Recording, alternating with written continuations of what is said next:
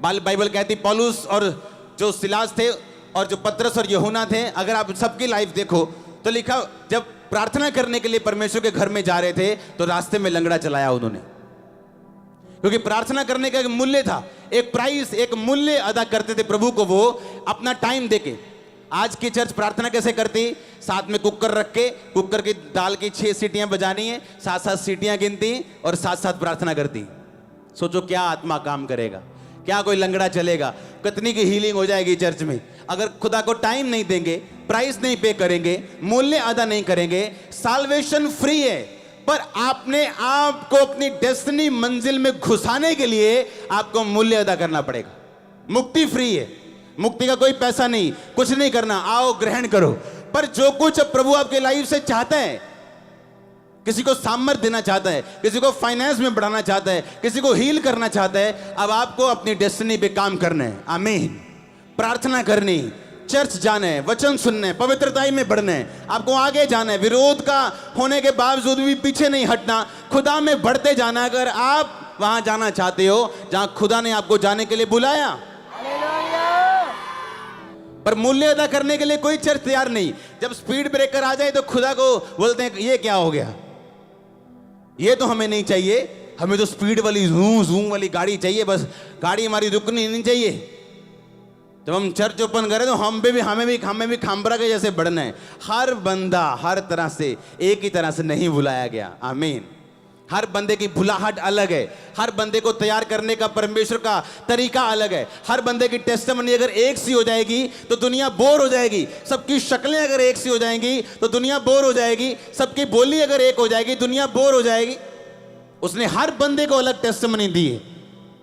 एक घर में अगर किसी का पति बदल गया तो हो सकता है दूसरे घर में किसी का पति ना बदला हो, पर उसके बाद फाइनेंस की ब्लेसिंग हो और इसके पास ना हो, और उसके बाद उसी के पास फाइनेंस की भी आएगी और उसका पति भी बदलेगा। लेकिन ये टाइम की बात है, बाइबल कहती है। और ये परमेश्वर पे निर्भर करता है जिसने आपको अपने पास बुलाया कि वो कौन सी गवाही आपको कब दे, लेकिन आपने मेहनत करनी और मूल्य अदा करना छोड़ना नहीं। हालेलुया। अगर सब अमीर घर में पैदा होते तो क्या होता, अगर सब गरीब में होते तो क्या होता। परमेश्वर ने अलग अलग तरह से आपको भेजा दुनिया में। खोजो तुम कौन हो और परमेश्वर क्या चाहता तुम्हारी लाइफ में, वो तब मालूम होगा जब प्रार्थना में जाएंगे, तब मालूम होगा जब जेलसी छोड़ेंगे, जब शराब छोड़ेंगे, जब नशे छोड़ेंगे, वो तो तब मालूम होगा ना। वो तो हम छोड़ने के लिए तैयार नहीं। और खुदा का आत्मा जब बात करता है, आप जानते हैं खुदावन सबसे बात करता है, सब लोगों से। प्रोफेट से वो अलग तरह से करता है, खुदा के दासों से वो अलग तरह से करता है, वो एक अलग टॉपिक है। लेकिन हर एक को उसका आत्मा अगुवाई करता है, लेकिन वो व्यक्ति नहीं सुन सकता जो शरीर में है। और जब शरीर में व्यक्ति होता है, परमेश्वर की बात सुनता नहीं तो वचन पूरा नहीं होता। जहां कहीं मेरा आत्मा है वहां क्या है? आजादी। क्योंकि आत्मा जहां होगा वो बात करेगा। जब आप बात सुनेंगे आत्मा की, आप आजादी पाएंगे। सोचो, इमेजिन करो अगर वो परिवार चला जाता, बोलता सही बात है, जब से हम गए हैं 3 महीने दुखी हो गए हम तो, क्योंकि शैतान नहीं चाहता आप परमानेंट फ्री हो जाओ। वो आपको थोड़े थोड़ा देके आपको रखना चाहता है अपने पास, लेकिन जब आप उसके चंगुल से छूटने लगोगे वो आपको तंग करने की कोशिश करेगा। उस तंगी में अगर आप रह पाए और खड़े हो पाए, वो तंगी सदा के लिए उसके पर खच्चे उड़ने वाले, ब्लास्ट होने वाले। हालेलुया। अपने पड़ोसी को बोलो अपना मूल्य अदा कर। आमीन। बोलो पड़ोसी को अपना मूल्य अदा कर। जो कुछ खुदावंद ने तुझे करने के लिए बुलाया वो कर। आमीन। अपने आप धरती पे कुछ नहीं होता, बोलो अपने पड़ोसी को। आमीन। कुछ नहीं होता अपने आप। हालेलुया। मैंने एक वचन आपको पढ़ाया, दाऊद कहता परमेश्वर मैं तेरा घर बनाना चाहता हूं। परमेश्वर ने कहा नहीं, तू मेरा घर नहीं बना सकता, तेरा बेटा मेरा घर बनाएगा। और दाऊद सो नहीं गया कि हाँ ठीक है मेरा बेटा बनाएगा, सारी टेंशन उसी की, पत्थर भी वही लेके आएगा, सोना भी वही लेके आएगा, चांदी भी वही लेके आएगा। अब खुदा ने बोल दिया मेरी कोई टेंशन नहीं, अब उसी की टेंशन है। बाइबल कहती है, उसने कहा मेरा बेटा अभी छोटा है, मैं ये भवन बना नहीं सकता, पर भवन का सामान इकट्ठा कर सकता हूं। और लिखा उसने सब सामान सुलेमान से पहले ही इकट्ठा करके रखा था कि सुलेमान जब आए तो वो सारे काम करे। अपने आप कुछ नहीं होता। आपका अलग प्राइस है जो आपने चर्च के लिए दिया है, मेरा अलग प्राइस है जो मैंने चर्च के लिए दिया है। हाँ, खुदा का भवन है, खुदा बना लेगा। जब तेरी लड़की की शादी होती तो यही बोलना कि खुदा की लड़की है, अपने आप खुदा बना के पांडे टिंडे भी अप्पे कर लेगा, हैं पैलेस भी अप्पे कर लेगा, खुदा अप्पे कर लेगा। करोना निकलियो ना, फिर देखियो की हुंदा फिर जो तो गाला पईया करो। हाँ, खुदा वही करेगा जो आप करेंगे। कहता मैं तेरे हाथों के कामों के ऊपर बरकत दूंगा। उसने ये नहीं कहा मैं तेरी शेख चिल्लियों की शेखियों पे बरकत दूंगा। कहता तेरे हाथों के कामों के ऊपर। मैं लोगों को, यूथ को बोलता हूं फॉरेन जाना है जाओ, पर जब तक फॉरेन नहीं गए यहां काम करो। छोटा काम करो, बड़ा काम करो, कुछ भी करो। उसने कहा मैं तेरे हाथों के कामों के ऊपर क्या दूंगा? बरकत दूंगा। कोई चेला फ्री नहीं बैठा था कि हाँ जी पतरस ताश खेल रहा है, हाँ भी काका फ्री है तू, हाँ जी प्रभु जी फ्री है, आ जा भी मेरे पीछे। लिखा सब बिजी थे। लिखा मजदूरों के साथ यूहन्ना याकूब अपने पिता को मजदूरों के साथ छोड़ के नाव पर यीशु मसीह के पीछे हो गए। जब यीशु मसीह ने कहा मेरे पीछे आ जा। मजदूरों का मतलब यह था कि वो मछुआरे थे, लेकिन उनका कारोबार इतना बड़ा था कि उनको मजदूर रखने पड़ते थे मछलियां इधर से उधर करने के लिए। और इतना बिजी बिजनेस छोड़ के वो परमेश्वर के पीछे हो लिए। हालेलुया, प्रभु के पीछे हो गए। वो इतना बिजी अपना बिजनेस छोड़ के। और उसका मूल्य क्या हुआ? आज हम उन्हें चेलों के रूप में जानते हैं। यीशु मसीह को बदलते हुए देखा, वाइट कपड़े होते हुए देखा, मुर्दा जिंदे होते हुए सबसे ज्यादा याकूब और यूहन्ना ने देखे, पतरस ने देखे। जब कलीसिया ने मूल्य अदा नहीं किया तो क्या एक्सपेक्ट करेगी कलीसिया कि परमेश्वर हमें दे? प्रार्थना में कभी कुछ नहीं किया, रोजे हमने कभी रखे नहीं, चर्च आके कभी प्रार्थना नहीं की, बीज हमने कभी बोया नहीं, रूहें बचाने हम घर से कभी निकले नहीं, तो काहे के क्रिश्चियन है हम? फिर किधर से क्रिश्चियन है? किस एंगल से? बाइबल कहती जब तू जाएगा मैं तेरे संग रहूंगा।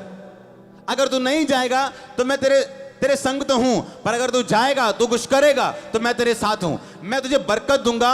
दूसरे फेल होते हैं अपने कामों में, पर तेरे काम फेल नहीं होंगे क्योंकि मैं तेरे साथ हूं। लिखा मजदूरों के साथ यूहन्ना याकूब अपने पिता को मजदूरों के साथ छोड़ के नाव पर यीशु मसीह के पीछे हो गए। जब यीशु मसीह ने कहा मेरे पीछे आ जा। मजदूरों का मतलब यह था कि वो मछुआरे थे, लेकिन उनका कारोबार इतना बड़ा था कि उनको मजदूर रखने पड़ते थे मछलियां इधर से उधर करने के लिए। और इतना बिजी बिजनेस छोड़ के वो परमेश्वर के पीछे हो लिए। हालेलुया, प्रभु के पीछे हो गए। वो इतना बिजी अपना बिजनेस छोड़ के। और उसका मूल्य क्या हुआ? आज हम उन्हें चेलों के रूप में जानते हैं। यीशु मसीह को बदलते हुए देखा, वाइट कपड़े होते हुए देखा, मुर्दा जिंदे होते हुए सबसे ज्यादा याकूब और यूहन्ना ने देखे, पतरस ने देखे। जब कलीसिया ने मूल्य अदा नहीं किया तो क्या एक्सपेक्ट करेगी कलीसिया कि परमेश्वर हमें दे? प्रार्थना में कभी कुछ नहीं किया, रोजे हमने कभी रखे नहीं, चर्च आके कभी प्रार्थना नहीं की, बीज हमने कभी बोया नहीं, रूहें बचाने हम घर से कभी निकले नहीं, तो काहे के क्रिश्चियन है हम? फिर किधर से क्रिश्चियन है? किस एंगल से? बाइबल कहती जब तू जाएगा मैं तेरे संग रहूंगा। अगर तू नहीं जाएगा तो मैं तेरे संग तो हूं, पर अगर तू जाएगा तू कुछ करेगा तो मैं तेरे साथ हूं। मैं तुझे बरकत दूंगा। दूसरे फेल होते हैं अपने कामों में, पर तेरे काम फेल नहीं होंगे क्योंकि मैं तेरे साथ हूं। मैं तेरे हाथों के कामों की बरकत दूंगा। सबके हाथों के कामों के ऊपर बरकत नहीं है। लोग बड़े इंटेलिजेंट है, फेल हो जाते हैं, बड़े पढ़े लिखे फेल हो जाते हैं, पर परमेश्वर ने कहा मैं तुम्हारे साथ हूं और मैं तुम्हें बरकत दूंगा। आमीन। पर क्या मूल्य अदा करने के लिए हम तैयार हैं? अपनी लाइफ में कितने ऐसे इंसिडेंट जहां आप लोगों पे केस कर सकते हैं, उनको ठोक सकते हैं जेलों में, आप नहीं करते हो। क्यों? ये आपका मूल्य है परमेश्वर में। वो आप पे भरोसा रखे आपको और मसा देने के लिए, आपको और अनॉइंटिंग देने के लिए। आप पाप कर सकते हो, किसी को मालूम नहीं होगा, पर आप व्यभिचार में नहीं है, आप चोरी में नहीं है, आप चकारी में नहीं है। वो आपको देखता है गुप्त में और पब्लिकली आपको रिवॉर्ड देता है। हालेलुया। बोलो अपने पड़ोसी को, बोलो अपना मूल्य अदा कर। फिर से बोलो, याद करो अपने पड़ोसी को, प्रार्थना कर, रोजे रख, मूल्य अदा कर। आमीन। आज से जब स्पीड ब्रेकर आपकी लाइफ में आए तो उसका थैंक्स करना। वो थोड़ी देर के लिए आपकी स्पीड कम करता है, बंद नहीं करता आपकी गाड़ी को। आपकी गाड़ियां बंद नहीं हुई हैं। वो किसी एक्सीडेंट से बचाने के लिए था। वो दूत आपकी स्पीड को बढ़ाएगा। आपकी गाड़ियों की स्पीड, आपकी लाइफ की स्पीड बढ़ने वाली, आपके चर्च की स्पीड, क्रूसेड्स की स्पीड बढ़ने वाली, चर्च रूहें बचाने की स्पीड बढ़ने वाली, वो चंगाई की स्पीड बढ़ने वाली, रिकवरी की स्पीड बढ़ने वाली, फैमिली साल्वेशन की स्पीड बढ़ने वाली। आमीन। आशीष आपके छुटकारे की स्पीड बढ़ने वाली है। आप गवाहियों की स्पीड को बढ़ता हुआ, ग्रेस को बढ़ता हुआ, ताकत को बढ़ता हुआ देखने वाले।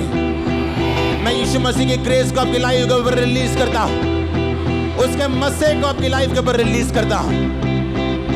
मैंने कहा उसके मस्से को आपकी लाइफ के ऊपर रिलीज करता हूं। आमीन। शिशु की चर्च। हालेलुया। जोर से बोलो हालेलुया। आप तैयार हैं खुदावंद के वचन को मानने के लिए?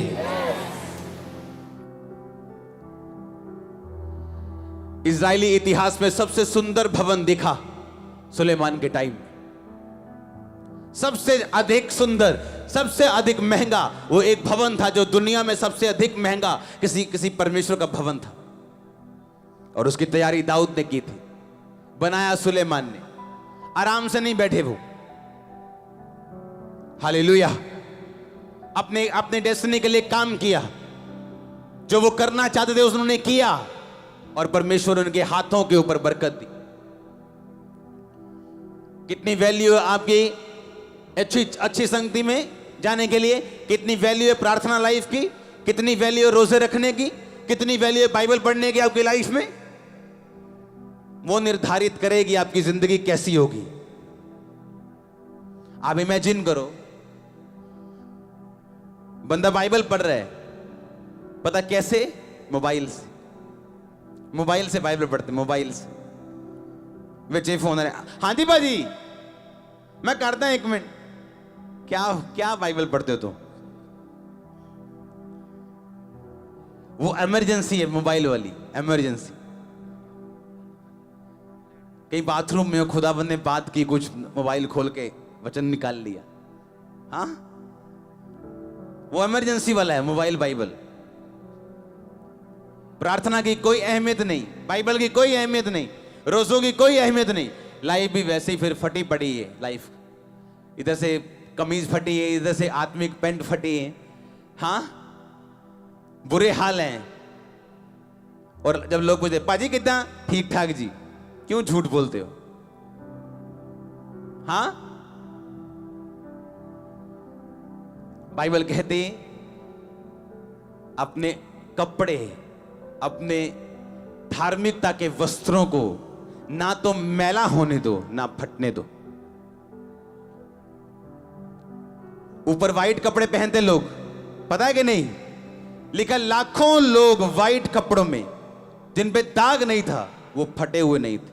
पर आज फटे पड़े कपड़े, लाइफ फटी हुई, कपड़े फटे हुए, प्रार्थना जिंदगियां टूटी हुई। बाइबल कहती एलिया जब आया, स्वर्ग से आग उतारने से पहले उसने वेदी की मुरम्मत की, और वेदी की मुरम्मत के बाद उसने आग को पुकारा, परमेश्वर को पुकारा, उसने आग उतारी। आज कितने लोगों की लाइफ में खुदाबंद की आग काम करती है कि आप दुष्ट आत्मा को डांटे, आग पुकारे और आग आपकी लाइफ में आए। जब वेदी टूटी होगी प्रेयर की, कभी आग नहीं उतरेगी, कभी भी।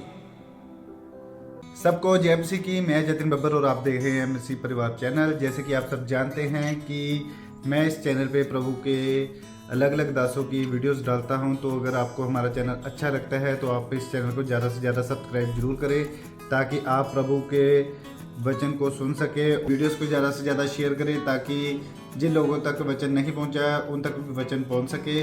सबको जेएमसी की एक बार मैं आपसे दोबारा कहूँगा कि इस चैनल को सब्सक्राइब जरूर करें और वीडियोस को ज़्यादा से ज़्यादा शेयर करें। जेएमसी की।